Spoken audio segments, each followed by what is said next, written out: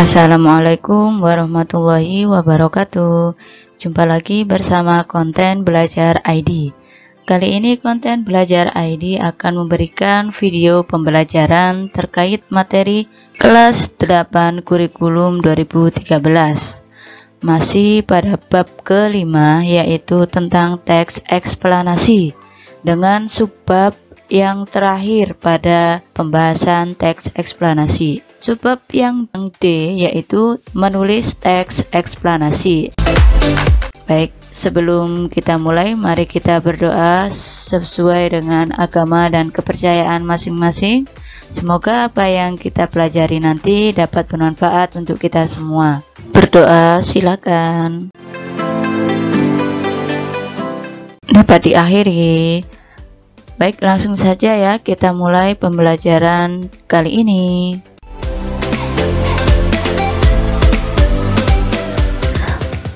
Oke, sebelum kita membahas tentang materi subbab D yaitu menulis teks eksplanasi, kita akan mengetahui tujuan pembelajaran materi kali ini itu apa sih?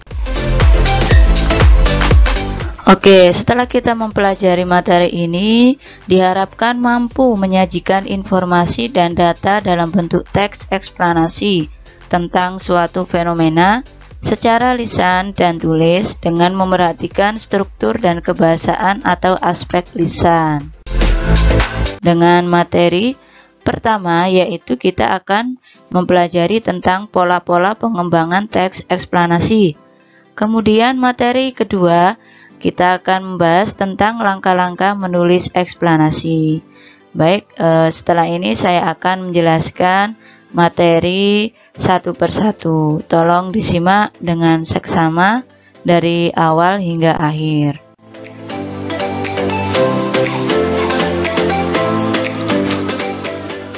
Oke, materi yang pertama kita akan mengupas tentang pola-pola pengembangan teks eksplanasi. Ternyata dalam membuat teks eksplanasi itu ada variasi pola-polanya. Pola-polanya ini dilihat di bagian isi ya, di bagian rangkaian kejadian. Di situ barulah diusung dengan bentuk atau pola penyajiannya supaya terkesan lebih variatif seperti itu. Kira-kira apa saja ya pola-polanya? Yang pertama, berisi atau berpola kausalitas. Teks eksplanasi yang menggunakan pola kausalitas memiliki unsur kalimat sebab akibat di dalamnya. Kaitannya dengan sebab akibat itu terdapat dalam isi teks eksplanasi. Kemudian, pola yang kedua yaitu berpola kronologis. Disusun berdasarkan urutan waktu yang menjelaskan suatu proses terjadinya fenomena atau bagaimana urutan kejadian suatu peristiwa. Nah, ini juga masuk dalam urutan waktu ya. Kemudian yang ketiga, nah ini yang belum diketahui ya kemarin. Kemarin kan kita masih mengupas tentang kausalitas dan kronologis. Nah, ternyata ada pola lagi ya dari teks eksplanasi. Yang ketiga itu ada pola definisi. Pola ini penulis dapat melakukan hal atau objek yang berupa definisi formal. Definisi dengan contoh dan keterangan lain yang bersifat menjelaskan arti dari objek yang dibahas. Nah, ini lebih lebih terjabar ya, dijabarkan luas karena masuk dalam definisi. Definisi itu berarti menjelaskan secara detail ya arti atau makna dari objek. Misalkan kaitannya dengan pelangi kemarin.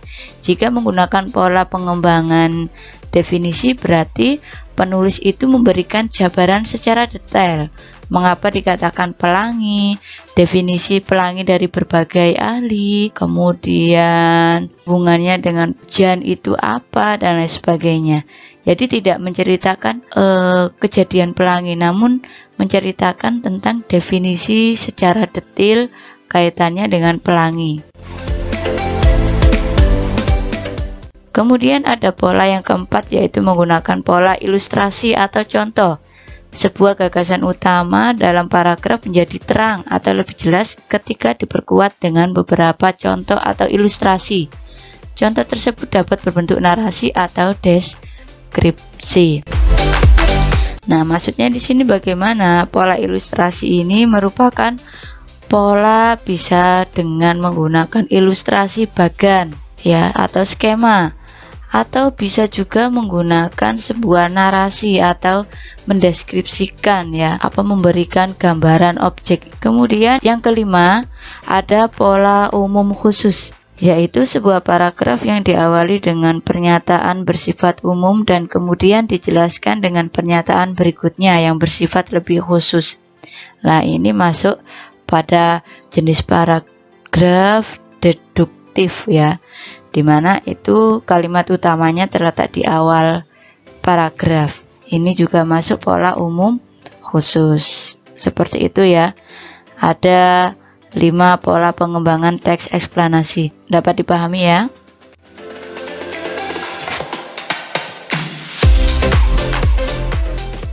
Selanjutnya, ini contoh menganalisis pola pengembangan.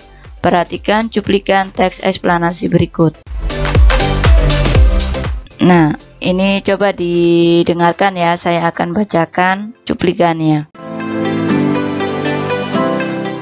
Pembentukan dan pengawatan suatu fosil mensyaratkan bahwa beberapa struktur terbenam dalam keadaan yang akan dapat memperlambat pembusukan.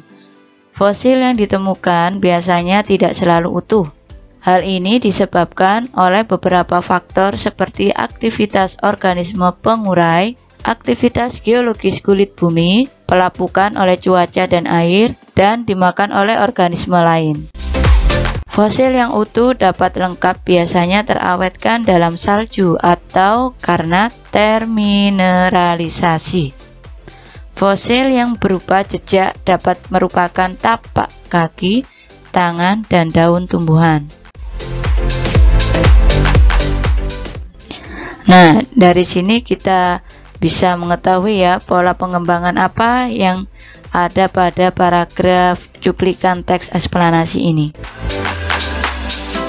Perlu kita ketahui bahwasanya teks eksplanasi tersebut itu menjelaskan tentang proses pembentukan dan pengawetan fosil. Kemudian cuplikan paragraf ini tersusun dengan pola kausalitas, yaitu hubungannya dengan sebab akibat.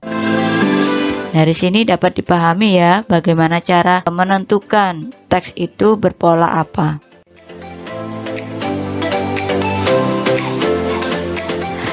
Selanjutnya, materi yang kedua yaitu langkah-langkah menulis teks eksplanasi. Di sini ada beberapa langkah atau cara ya dalam menulis teks eksplanasi. Yang pertama yaitu kita harus menentukan topik suatu kejadian yang menarik, yang dikuasai dan aktual. Mengapa harus menarik, dikuasai, dan aktual? Ya, karena teks eksplanasi ini pada dasarnya bersifat informatif. Informatif itu intinya memberikan sebuah informasi.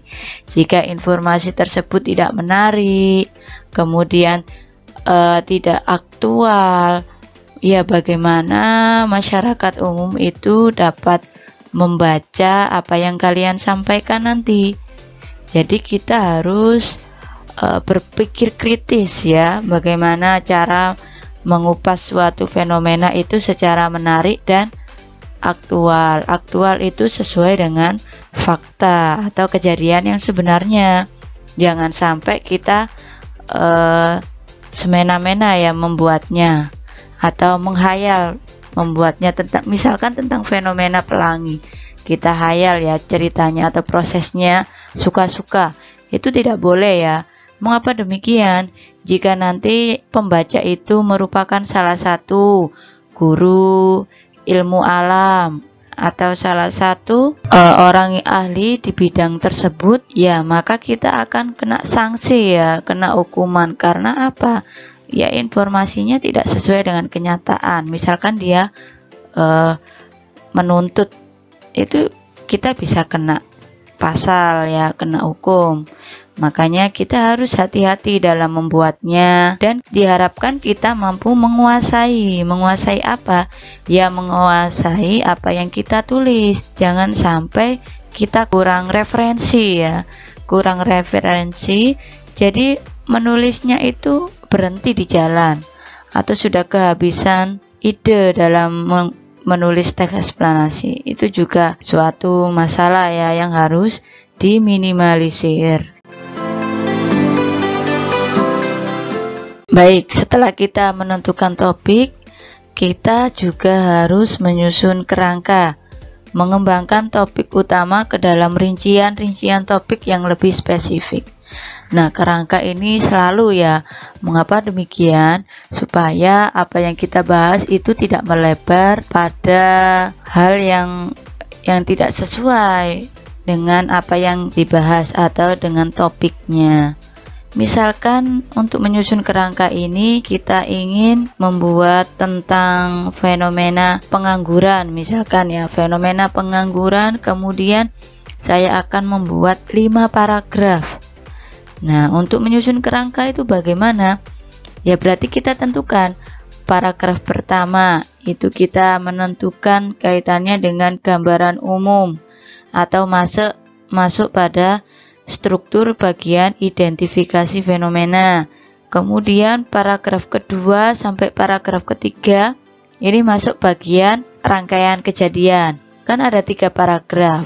Paragraf 1 tadi pengembangan ya, gambaran umum, yaitu isinya identifikasi fenomena. Nanti paragraf kedua, ketiga, dan keempat itu masuk bagian rangkaian fenomena. Nah, paragraf kedua rangkaian fenomena tadi misalkan tentang faktor penyebab pengangguran. Kemudian yang ketiga dampaknya. Kemudian yang keempat itu juga masih dampaknya.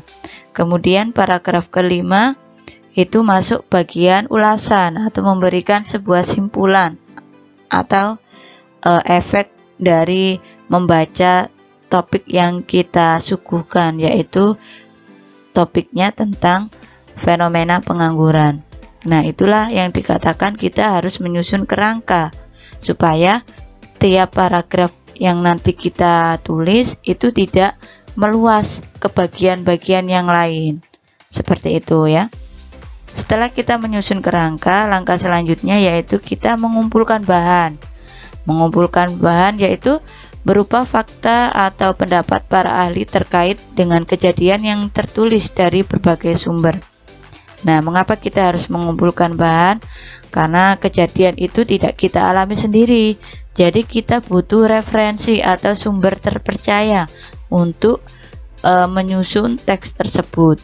Misalkan saja tentang fenomena gunung meletus. Nah, kalau kita ingin membuat fenomena gunung meletus, kita kan tidak bisa menyaksikan langsung. Kita kan tidak bisa berada pada saat gunung meletus itu terjadi. Makanya untuk supaya teks atau fenomena yang kita ceritakan tentang gunung meletus itu valid atau sesuai, aktual, kita harus mencari referensi atau sumber informasi. Boleh penduduk sekitar tersebut, kemudian boleh ahli di bidang geografi, boleh ahli di bidang alam ya, atau bagian apa ya, biasanya petugas kebencanaan itu. Ya, pokoknya para ahli yang kaitannya dengan gunung meletus itu tadi. Kemudian untuk menambah pendukung ya, kita cari gambar-gambar. Tidak mungkin kan kita foto gunung meletus dari dekat, karena mungkin gunung meletusnya misalkan ada di daerah luar Jawa. Nah, masa kita ke sana foto? Kan tidak memungkinkan ya, karena membuat teks eksplanasi itu lebih cepat daripada kita pergi ke sana hanya untuk memotret. Caranya bagaimana? Ya, kita ambil dokumentasi atau foto tentang gunung meletus itu di internet atau referensi yang lainnya, seperti itu. Atau jika kamu punya teman yang dekat dengan gunung meletus, ya minta tolong difotokan dari dekat, boleh. Misalkan caranya seperti itu. Jadi pada intinya langkah ketiga ini kita proses mengumpulkan bahan atau mengumpulkan bukti-bukti yang dijadikan sebagai bahan teks eksplanasi. Nah, untuk rangka yang keempat yaitu kita mengembangkan kerangkanya. Sebuah gagasan utama dalam paragraf menjadi terang atau lebih jelas ketika diperkuat dengan beberapa contoh atau ilustrasi. Contoh tersebut dapat berbentuk narasi atau deskripsi. Nah, ini bisa dikembangkan melalui penyusun kerangka itu tadi ya, dikembangkan. Pengembangannya bagaimana? Ya, tadi ya bisa melalui deskripsi, narasi, diberikan contoh, ilustrasi, dan lain sebagainya. Dari kerangka tadi dijabarkan. Tadi kan kerangkanya hanya mengambil inti dari tiap-tiap paragraf. Nah, untuk langkah keempat ini dikembangkan tiap-tiap paragraf tersebut. Nah, tambahan ya, bentuk penyajian teks eksplanasi dapat berupa teks narasi atau sebuah bagan atau skema ya. Dalam bentuk skema berarti seperti membuat silsilah ya. Jadi ada bagannya, ada gambar dijelaskan dengan gambar. Kemudian diberi keterangan sedikit demi sedikit untuk deskripsinya. Tapi harus jelas, meskipun posisinya itu singkat ya, kalimat-kalimatnya singkat, tapi harus detail ya, tidak boleh ada urutan yang dipotong seperti itu atau mengurangi makna tiap-tiap kalimat. Nah, itulah langkah-langkah bagaimana cara menulis teks eksplanasi.